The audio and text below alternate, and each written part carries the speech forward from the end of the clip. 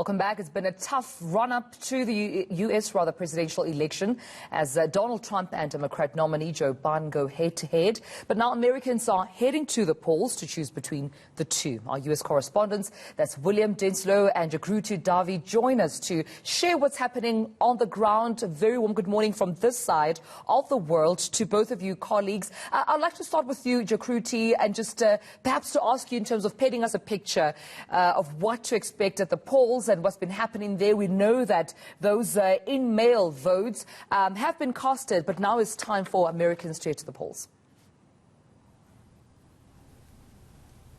Yes, well, it's really historic in many ways. Almost 100 million Americans have voted in early voting in this U.S. election.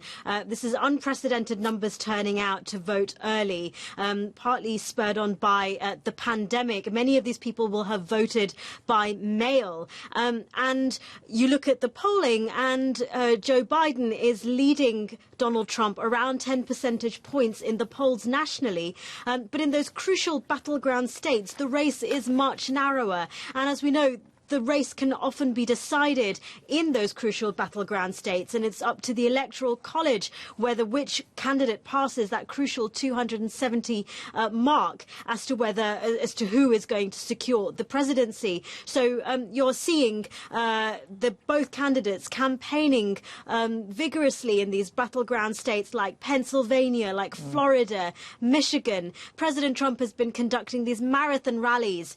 He's gone to multiple states to conduct his big in-person rallies. Joe Biden has been in Pennsylvania and Ohio conducting smaller, more socially distant rallies. But Pennsylvania is clearly the battleground state that both candidates are zoning in on as one of the states that could decide the result. Absolutely. And William, just coming to you, I mean, Wisconsin could also be seen as one of those battleground states, given that Donald Trump had beat Clinton in that very state. How's it looking there?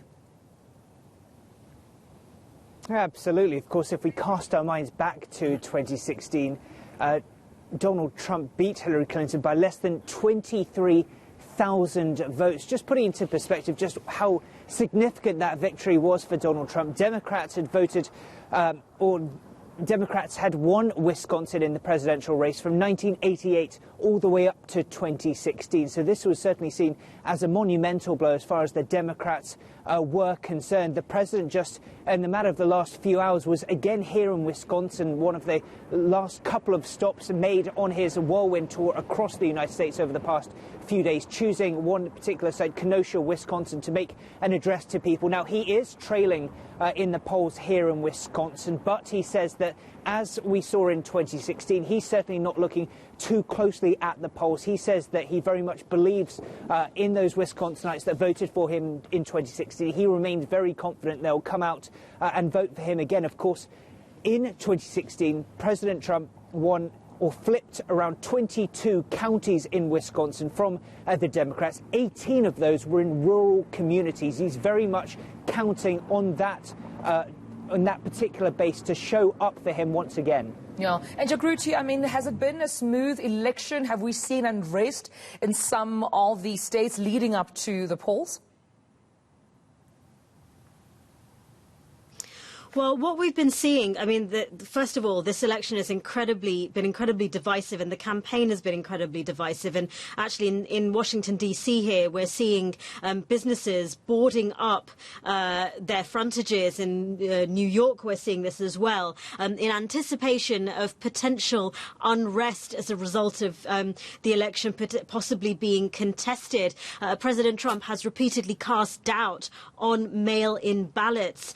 He has suggested bringing in the lawyers in Pennsylvania, a state which is allowing ballots to be counted up to 3 days after Election Day. This is something that the Supreme Court has allowed in Pennsylvania and another state like North Carolina. And President Trump is criticizing this, claiming that this it could indicate the possibility of fraud. Now, there is no evidence that there is fraud related to mail-in voting, but this just shows how worried people are about potential unrest as a result of this election, especially if it is a particularly closely fought one. All right, colleagues, unfortunately, due to time, this we'll have to leave it. Thank you so much, William Denselow and Jagruti Davi.